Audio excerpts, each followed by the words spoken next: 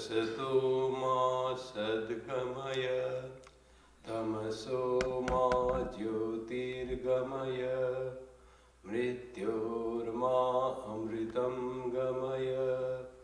Om Shanti Shanti Shanti. Om. May the Divine lead us from the unreal to the real, from darkness to light, from death to immortality. Om, peace, peace, peace.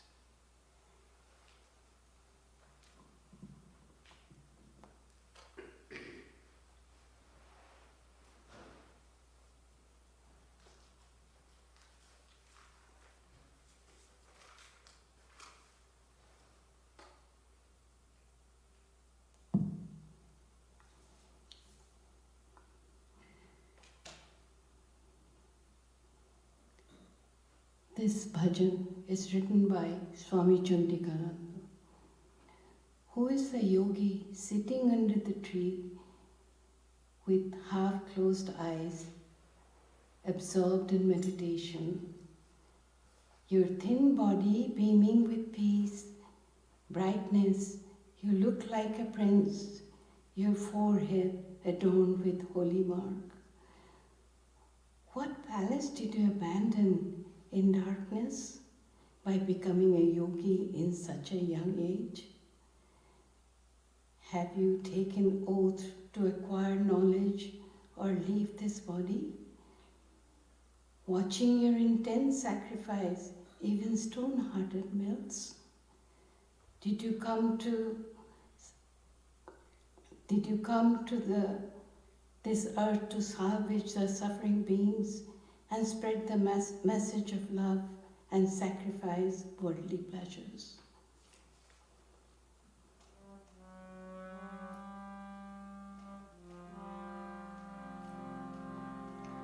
Dhanustimito lochano jogi ke tumi boshi turu tole.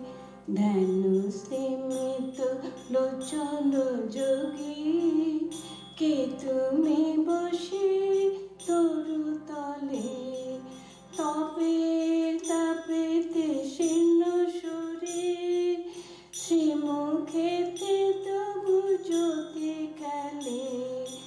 তবে তাপেতে শীর্ণ শরীর শ্রীমুখেতে তবু জ্যোতি খেলে।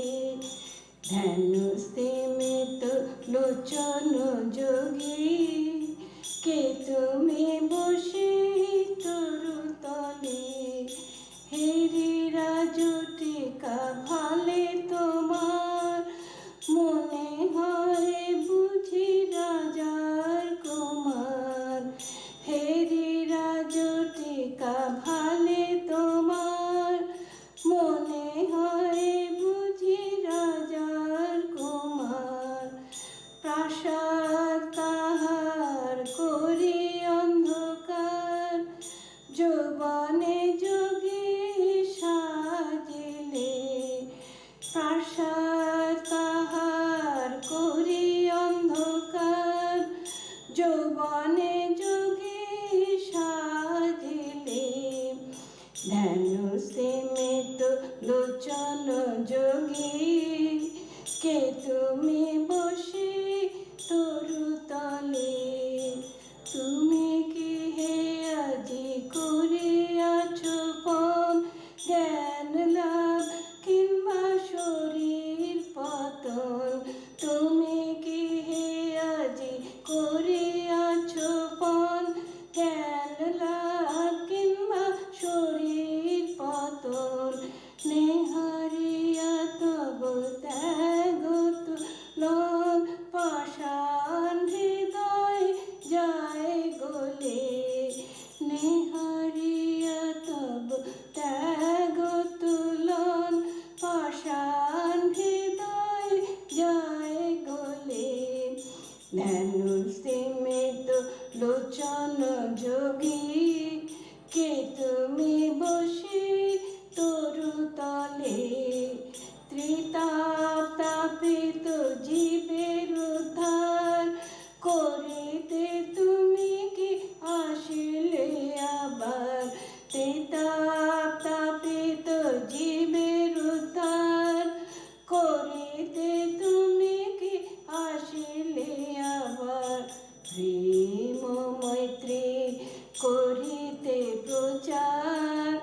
সব সুখ আশ ত্যাগিলে প্রেম মৈত্রী করিতে প্রচার সব সুখ আশ ত্যাগিলে ধ্যান স্তিমিত লোচন যোগী কে তুমি বসে তরুতলে তপের তাপেতে শীর্ণ শরীর সে মুখেতে তবু জ্যোতি খেলে তপের তাপেতে শীর্ণ শরীর সে মুখেতে তবু জ্যোতি খেলে ধ্যান স্তিমিত লোচন যোগী কে তুমি বসে তরুতলে।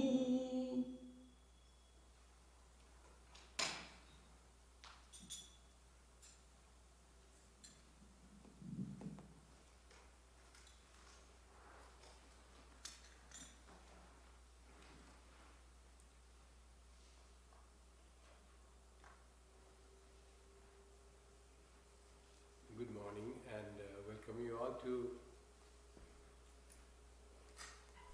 the special Sunday service of Vedanta Society. It is special in the sense we are not doing regular lecture today, but having a guided meditation class. And its guided meditation is also on Buddha specific, because we had Buddha Purnima just last a few days ago. Buddha Purnima was there on 5th of May, 5th of this month. So we thought of meditating on Buddha. Buddha is very famous in all over the world as a harbinger of peace and spirituality. He is the one who brought and evolved the peace, how to get peace in life. As we know that Buddha's life started with all comforts and luxury in palace, and he was not allowed to see any problem, challenge or any suffering, because the astrologers had said that the prince that is born would be a great person. He can be a great emperor or a great person of spirituality, light of the whole world. So his king, his father who was a king, King Shuddhodana, he wanted him to be naturally an emperor, not an ascetic or a religious person. So he had heard, Shuddhodana had heard, that if he sees suffering, his heart is so soft, he will give up all his comforts and would go for the search of how to get rid of suffering for mankind. So as it was, he got married to a wife and then Yashodhara, and then had a son, Rahula. And after the son was born, king thought he will not give up the world, he will not become a monk, he is now bound to the world, would become a great king as astrologers had predicted. So after that he was allowed to go out of the palace to the city of the kingdom of Kapilavastu. And when he went, the first with the Chandaka, the wise charioteer. He was the charioteer, as we see the wisest charioteer in the world must be the Krishna in our Kurukshetra war. Charioteers are very wise. Swami Vivekananda also sometimes thought he would become a charioteer. So something to control. This charioteer Chandaka was also a very wise person. And he was riding the prince Siddhartha, the young father, to the city, and the king saw someone very weak and not able to walk, and he asked Chandaka, why this person is walking so shakingly, and why is so thin, and doesn't seem to be in good health, not seem to be happy, what is this man? He said, oh, he is an old man. Oh, man becomes old. Prince didn't know even the man will become old. No old person was allowed to go to him. He was kept in such confinement, such security as it were. And he asked, oh, man becomes old. So Chandaka said, yes, Your Highness, everyone becomes old if they'll do long. Everyone will become old and they will become weak and all that. Oh, oldness is inevitable. Another day he came out to Chandaka and saw a person was groaning, and he asked, why he is crying? Why is so pitifully crying, wailing? He said, oh, he has some pain, some suffering, some disease. Oh, disease, people also get disease. Does everyone get disease? Yes, Your Highness, everyone may get disease. This is suffering because of sickness and ill health is inevitable if we live a life. Oh, suffering is there because of ill health. And the third day he went and he saw a dead man being carried. He said, why the person is being carried by 4 people? He said, oh, that person is already dead. Dead? What is that? Oh, when people live, they have to die. Everyone dies. Oh, death. So it must be very suffering. So this life is not always youthful, always well, and always living. Person die. Oh, there is a lot of suffering. Then he thought, I will die, and everyone will die. My wife will die. My son will die. Every being dies. So Buddha's nature was very thoughtful. He was very compassionate from his childhood, very kind. Once the story, as you know, his cousin Devadatta was like any prince that he enjoyed hunting. So he shot a flying swan, and the bird fell down, and the Buddha saw that, and he took the bird and took out the arrow and nursed it. And then Devadatta comes, give me the bird, I shot it, so it's mine. So he said, no, I saved it, it should be mine. So they went to the court, and court decided who saves, it belongs to that, not one who kills. So that's how the story of Siddhartha, very compassionate from his very childhood. That was his nature. He never hurt anyone by any way. Very soft, very compassionate. And he was brave, and he was trained in all archery and everything that princes are trained. So for this compassionate Buddha, this became eye-opener. He was thoughtful. He could go deeper. He was not born for himself, as the astrologers had predicted. He was born for the humanity. Either he would rule the kingdom with great valor and great name and fame, or would rule the world, hearts of the people. Both way king, as it was said to Jesus, he is the king of the men, because he would rule the hearts of people, not the kingdom of particular land, the hearts of the people. That's how Jesus is the king. When he was asked at the last person, are you the king? He didn't say anything. That I am not the king, I am poor, I am ascetic, I am a monk. He didn't say anything. He just kept quiet because he knew he rules the heart. He is going to rule the hearts of the people. So Jesus, or this Buddha, also was very thoughtful and was for the people. And then he thought, if there is suffering in the world, everyone has to suffer. Very human life is suffering, not suffering only of disease, old age and death. He felt life itself is suffering. This being born as a human being itself is suffering. Existence as human life is itself a suffering. It's called existential suffering. So everyone has to suffer when we are born as a human being. Now this Buddha, the great inquirer, great, he could go deeper into himself, and heart was so noble that wanted to remove the suffering, and he also took the challenge. Is there a way out of suffering? Can we conquer the suffering? There's all the pain that we get through various changes in life. Is there a way out? Why people suffer? So he went.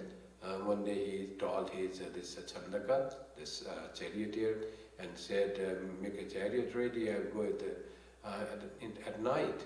And where will you go? Take me there. And he went and at the border of his kingdom and gave the chariot, dress and all that, and cut his hair and became like a monk and went to the forest. we started walking and went finally to Uruvela, to Rajagriha. Rajagriha was the kingdom of, the capital of the kingdom of Magadha, the very prosperous king of the time, where Bimbisara used to rule. And there he's seeing that, and after that he went to Uruvela. Uruvela was a big forest, but people used to go for sadhana, as we have in our time.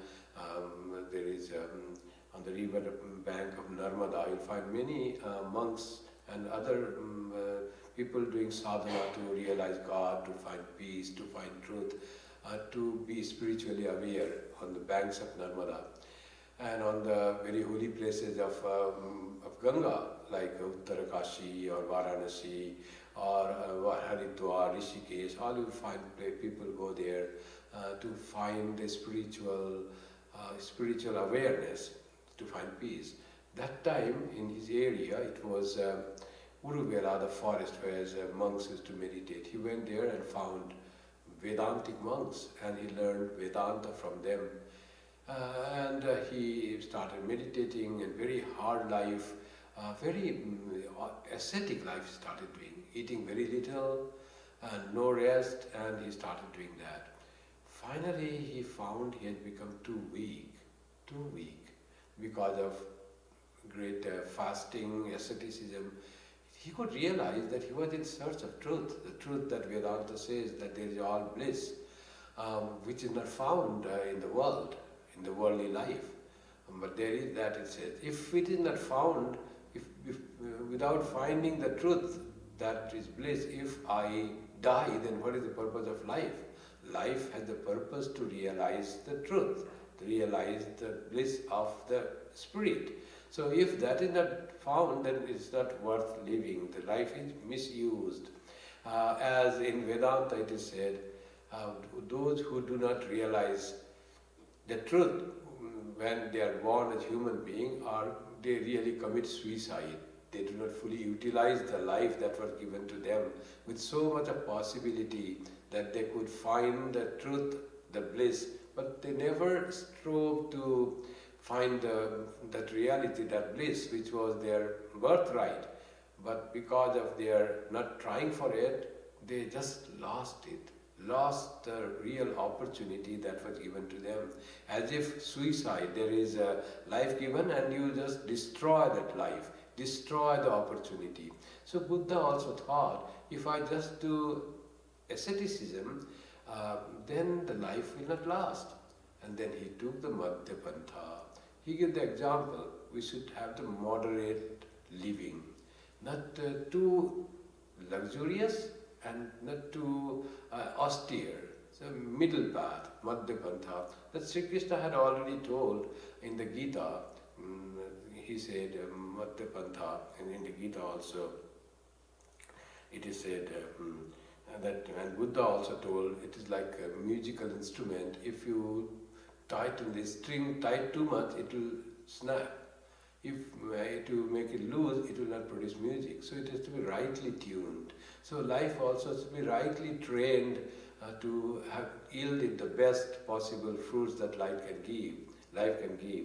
So Buddha took that, and that time when he was reeling with weakness and almost going to die because of weakness, one lady of the village comes with food, and he eats that food. It was some gruel, some payasam, milk, porridge. That Buddha eats, gets energy, and then he starts thinking deep meditation. And when one day like that he was growing, he knew he was progressing in his spiritual life. His mind had become very calm and quiet, and there was a pull towards the gravitating of the mind towards the reality. So he was able to focus slowly and thought that he is close to God, close to the truth. He was, as it were, knocking at the door of God, as Jesus said, knock and it shall be opened unto you. Buddha felt, I am knocking, I am close. So one night, but it was not being found. Knocking, but door was not opening. So he had to knock properly. One night he thought that I will have to realize God. I would have to realize truth. He didn't want to use God. In Vedanta also, God is very rarely used, Advaita Vedanta. So truth, reality, satyam, satyam, jnanam, anantam, brahma, that is the term used for the reality which we call God in our language of devotion. The reality which is called God is in fact truth, which never changes, which is always there. Knowledge, it is consciousness, and it is infinite. Under satyam, jnanam, anantam, it is infinite reality, immortal reality. So that is our nature. So Buddha also one night sat under a tree with a great resolve. We know of the Bhishma Pratigya. Bhishma did resolve that I will never get married. He will always remain, practice continence. So that was Bhishma's resolve. It's called Bhishma Pratigya. Like was Buddha Pratigya. We don't talk about Buddha Pratigya because he attained success quickly. Bhishma had to lead a life. There were many instances and examples which was instigation. You have to do this. This is the region. You have to continue the kingdom like that. But Bhishma was unshaken. That we say Bhishma Pratigya. Buddha here also did great resolve that evening and sat under a tree, and it was a people tree, Ashwatha tree. That is often described in Gita also. The world is described as the Ashwatha tree. In fact, Ashwatha tree is called a religious ficus. Ficus is the banyan, religious banyan-like tree. It's not really exactly the Bengal banyan which we say, it is the religious ficus. So in Vedanta, in Gita, and here Buddha is sitting under that tree. And sitting there, he resolved that I will not get up. It was in the evening. And the day was full moon night. He sat there and said, I want to reach the truth and find the answer to end the suffering, the existential suffering of human life. Why do we suffer? Is there way out to suffer? So Vedanta describes as the goal, as the ananda, bliss, beyond all suffering. So Buddha had studied that, but that is the final goal. But what we people experience all suffering in life. So he took from the reality that what people experience, not to the philosophical goal. And from there he wanted to travel to that state which is promised in the Vedanta. So he began from what is experienced by the people, by the human beings. And then he sat down in that process of finding an answer, for great answer, like scientific discoveries. There are so many problems. Archimedes had the problem, how to find the reality, whether the gold is, the ornament is made of a pure gold or it is a mixture there. Like that he was searching all that time. Buddha was also a great scientist to find answer to end the suffering of human beings. And for that he had almost come close. He sits there in the meditation posture to go deep into, to find out the knowledge, answer to that. And sitting there, as the story goes, when there is success, there are many obstacles.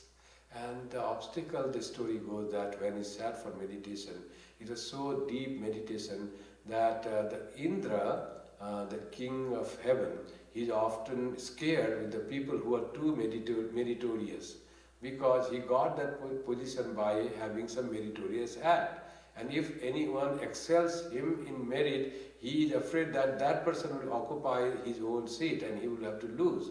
So he tries to disturb people from meditation. That is the mythological story. So Buddha sat, and the Indra saw he is great meritorious, and with this he will realize God. So he wanted to disturb that person. So how to disturb? He had one person who used to be always disturbing people through his mind. It was called Mara in Buddha literature. So Mara came, and he was finding many ways to disturb Buddha from his seat, from his great resolve. So Mara acts in three ways. One is fear, another is desire and lust, another is greed. So all these three types the Mara tried. First there was a storm and a rain, and he wanted Buddha to get up from that. And branch may fall down, I may die. Huge storm coming. Buddha was relentless. He sat there. The fear could not work. Mara fell 1/3. Now 2/3 of Mara is still there. Then Mara brought lot of enjoyments and gold and all that thing. You can get that. So how will you leave those things and go in the ascetic, becoming ascetic? The Buddha didn't care at all. Nothing was charming for him. Nothing was attractive. He had conquered all the greed. Fear and greed conquered. Now the lust. And then as they see the Indra saints, the retinue, the dancers, Apsara they call, the heavenly dancers. They came and dancing and all that to distract for the meditation of Buddha. Buddha was not distracted. Mara went defeated. That's how the story of Mara always goes. In other Hindu mythology, it's called Kamadeva sometimes. So we try to do that to Shiva, to Narada, so like that it goes. Whenever it's done, it's the work of Indra. Is often blamed for that. So Buddha sat there and conquered all that. The psychologists, they say, it's not the Mara, it's just the explanation and trying to say the story. It is all our own mind and our own subconscious mind, where all the desires are there, which are under the surface. When we meditate, when our other engagements are gone out, then all those things may come up, what is there deep in our mind, which we are ourselves not aware of. So, at that time, those things can come from within ourselves. The greed, the fear, the lust, all is there. Now we have to not move from those things. And if we remain stable to our ideal, all these things become powerless and they dissolve, they go away, they cannot harm us. But if we are weak in our resolve, weak in our determination, then they become active and many people fall from their attempt in spiritual life. So this is danger for every human being. So Buddha sat there and with resolve, and that night itself he had the realization. He went deep into his own consciousness, and how long he was there, we don't know. But when he came, he had attained Bodhi. He had attained Nirvana. All his desires, human weaknesses were all gone. Bondages were broken. Ignorance was removed. He was now enlightened. He had become Buddha. Buddha means enlightened, who has the knowledge of reality, who knows how the world functions and what is the reality, that he knows. He can go deeper into the truth that governs this world and which binds us and can find the way out of bondage. What will make us free from bondage? That knowledge comes through that Bodhi. That in Vedanta it's called Samvit. Samvit is the term given to that kind of wisdom which enlightens us spiritually. So this Samvit or Bodhi, Buddha attained, he attained Nirvana. He became free from all ignorance and found the answer to the existential suffering. And now after having this, he was full of bliss. The Brahma Jnana, if you read the Taittiriya Upanishad, there's a description of Brahma Jnana. The student was trying to have the Brahma Jnana. After attaining Brahma Jnana, he cannot speak anything. And he lost his way to speak the language. He was so overwhelmed with the knowledge of the truth. He just said, ha, ooh, like that. Literally it is in that way. And then finally he says, I am that sloka, I am that truth. What I was thinking about this body, mind, this thing, I am not that. I am that Satchit Ananda Swarupa Brahman. That person realized that. And it is a state of overwhelming bliss. Buddha also experienced that bliss. And they say, for 7 weeks, he couldn't talk. He didn't talk with anyone. He was immersed in that bliss. And after that, he thought of now to disseminate or share the knowledge by which one can get rid of suffering. So he went first to Varanasi. In Varanasi there was Mrigadava. The Mrigadava is the deer park. Now it's called Saranath. There he went, and there was the monastery. In fact, they say that time that was the center of Varanasi. People used to go there, and sadhakas would be there, all aspirants. And in that deer park, he went and he found his own compatriots, his own people who were doing asceticism with him, trying to realize the truth. And they saw Buddha, whom they thought that he had gone to luxury by eating that small payasam or that porridge. That was too luxurious for them. So they went there, but they saw Buddha and say, oh, this person who has gone to luxury, we will not talk with him. But Buddha comes, finds them, and they see the face shining.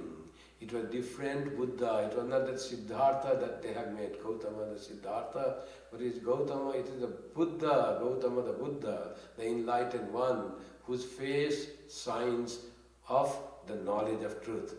And they fell at his feet, and Buddha taught his first lesson there. What did Buddha teach as the core of, which makes the core of Buddhism, is 4 noble truths. Chaturarya Satya, 4 noble truths. That's how so simple is the Buddha's teaching. What he said, what are the 4 noble truths? The first truth is, there is suffering. So everything is blissful. The Buddha says, it may be true for a realized person.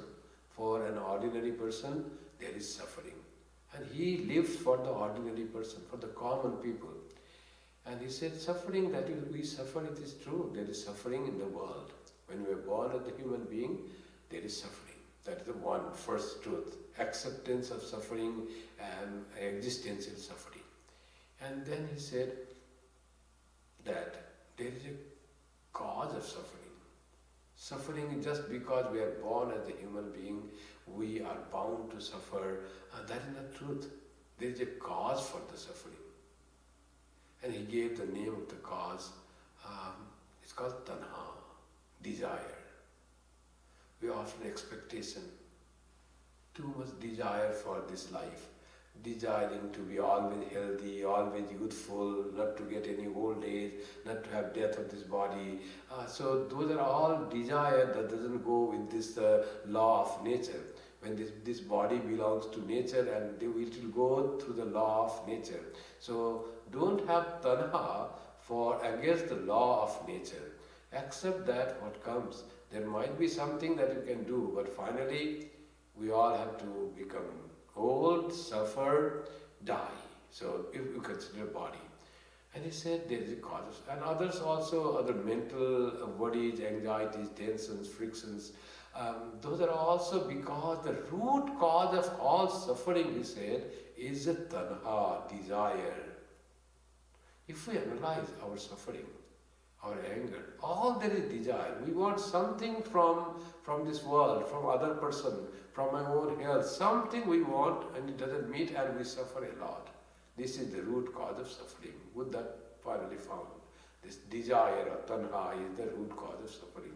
Even the desire to live, just to have life, long life, healthy life, desire itself, because we won't meet, we won't be always healthy, we may not live long. So why to have that desire even? That is also desire, and to cause suffering. So he said that suffering or tanha is called, tanha is the root cause of desire.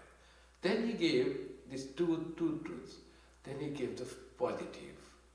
If desire is there and we all suffer and desire out to, and then he said that there is a root cause of desire is the third one.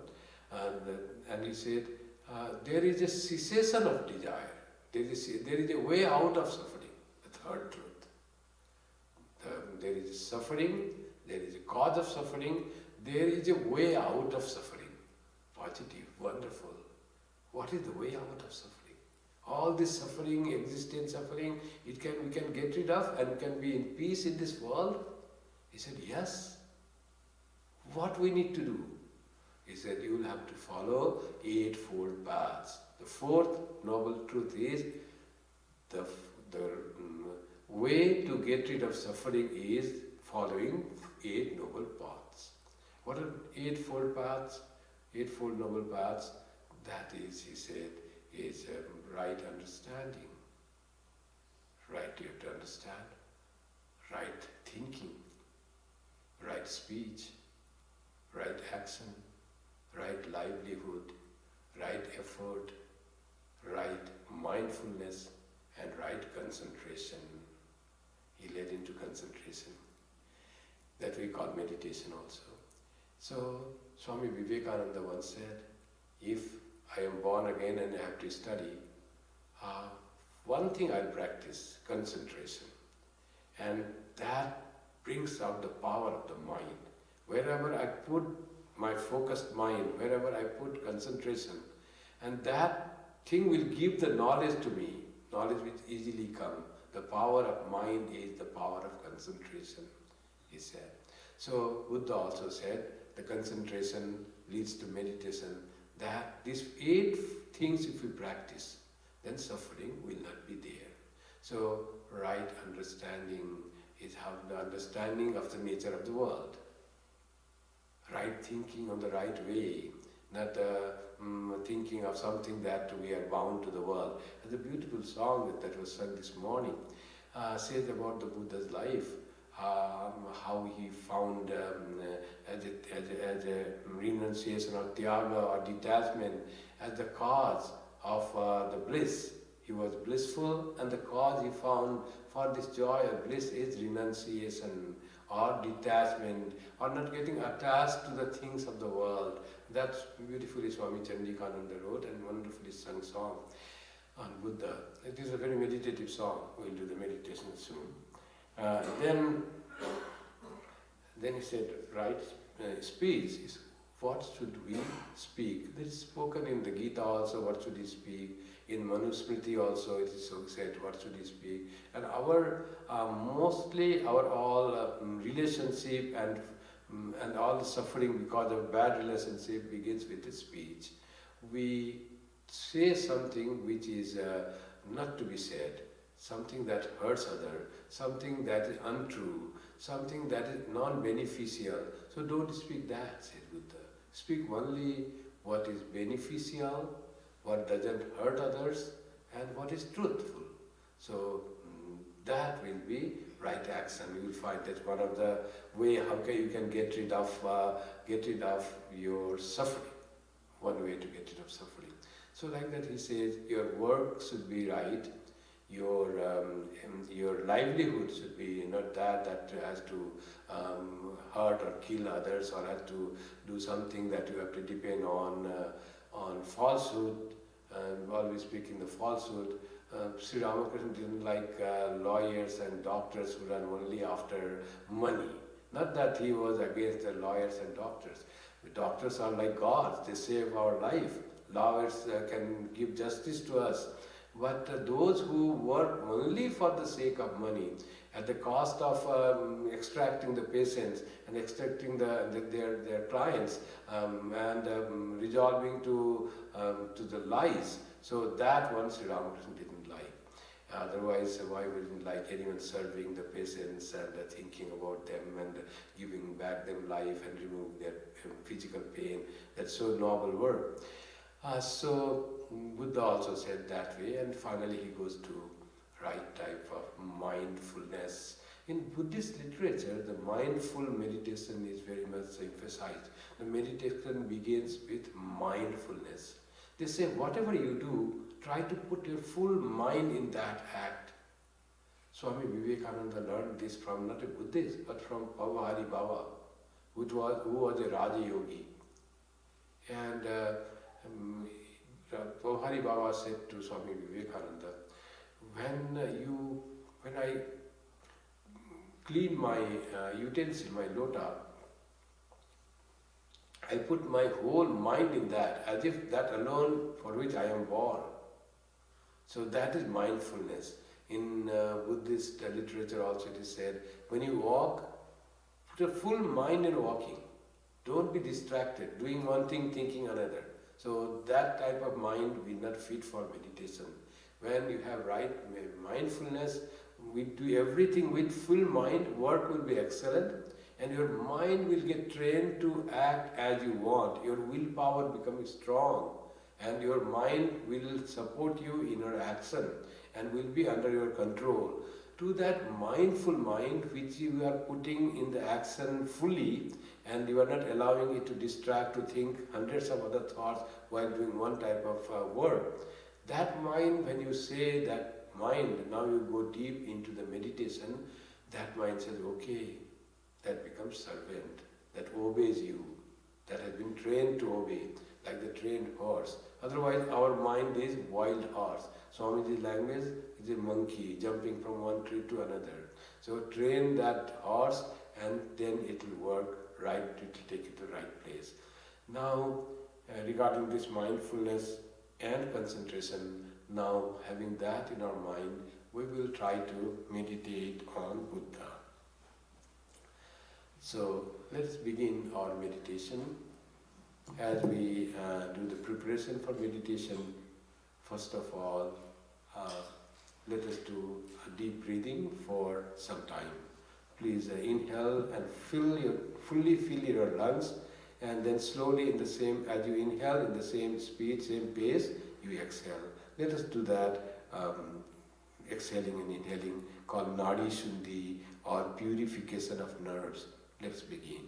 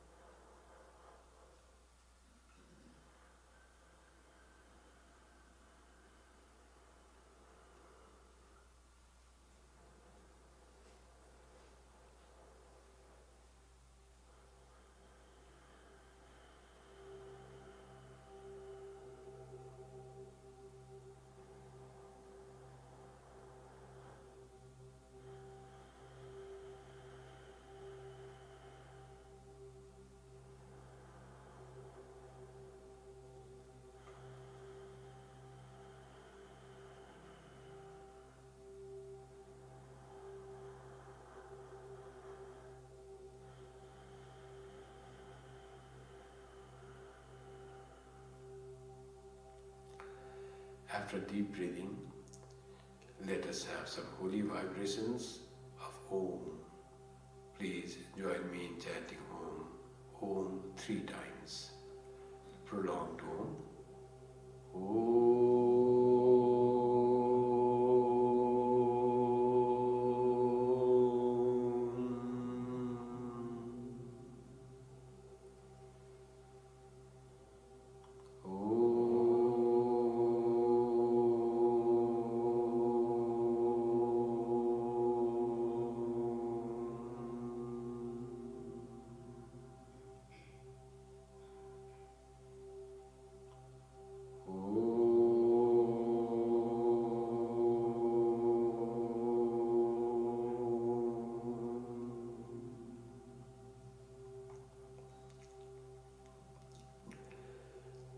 Please sit erect,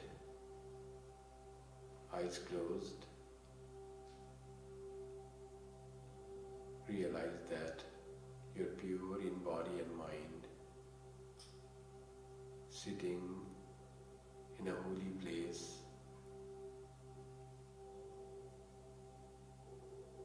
in the company of pure souls.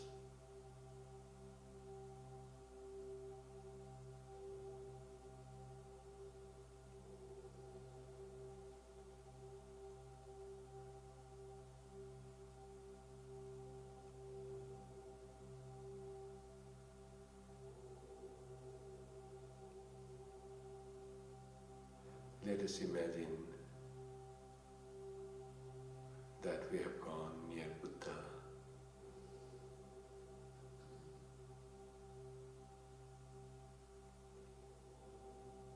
And Buddha is under a Bodhi tree.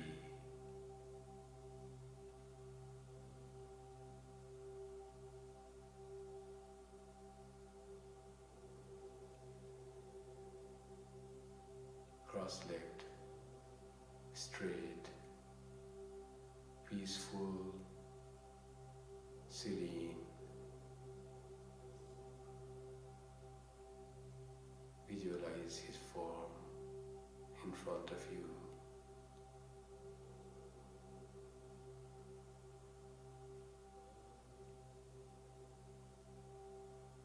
See his face.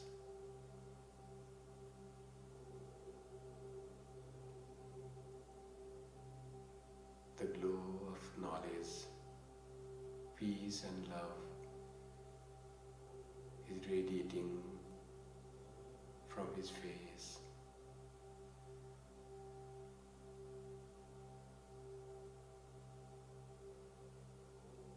The compassionate Buddha, whose compassion knew no bounds and accepted one and all, men and women, people of good deeds and bad deeds, all came to Buddha. Buddha gave refuge to them and transformed their lives. See the face of Buddha, eyes closed in meditation.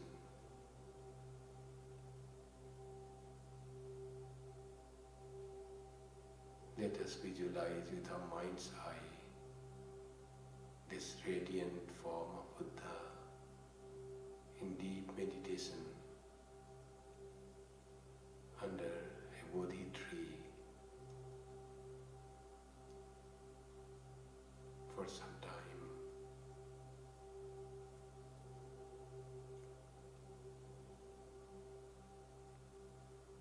While meditating on Buddha, you may repeat your Ishta mantra, any name of God, or just Om mentally. Let us do this for 5 minutes.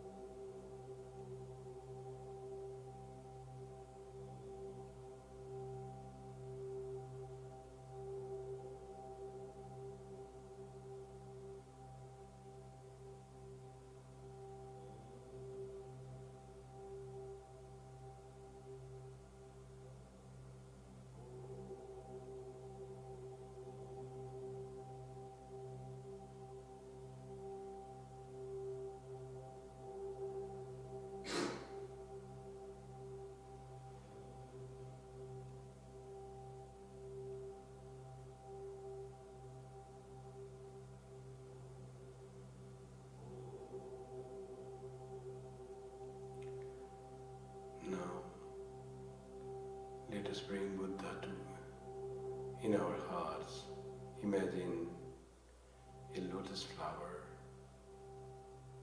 in our heart, our spiritual heart itself as a white lotus flower, fully in bloom. Petals are opened and only sit there, invoke the presence of Buddha. Imagine Buddha sitting there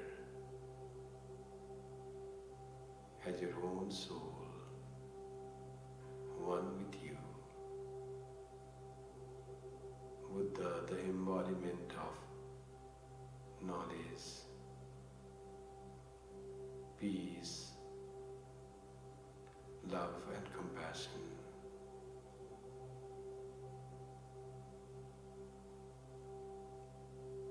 Visualize, let us visualize His presence in the lotus of our heart for 5 minutes.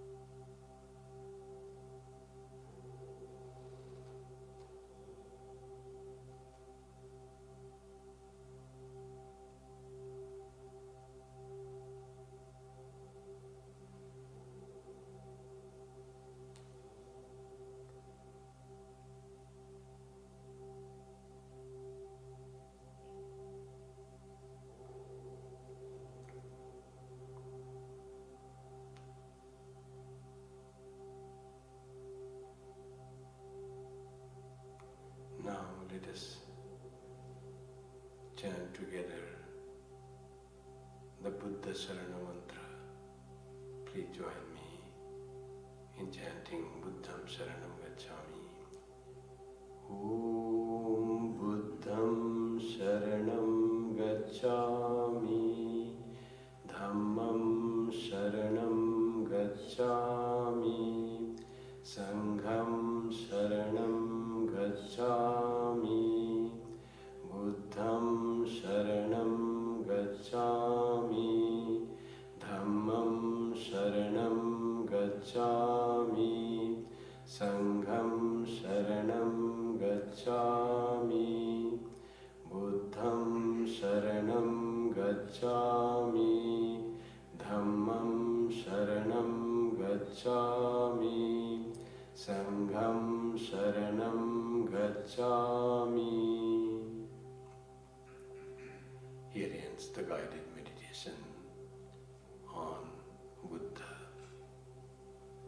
Om Namo Namo Buddha Divakaraya, Namo Namo Gautama Chandrikaya, Namo Namo Ananta Gunadharaya, Namo Namo Shakya Nandanaya. We bow down to the being of Buddha, Gautama Buddha of the Shakya clan, who is like the sun in his knowledge and like moon in his compassion and love, and who is of the repository of infinite glories. Om Namo Bhagavate Buddha.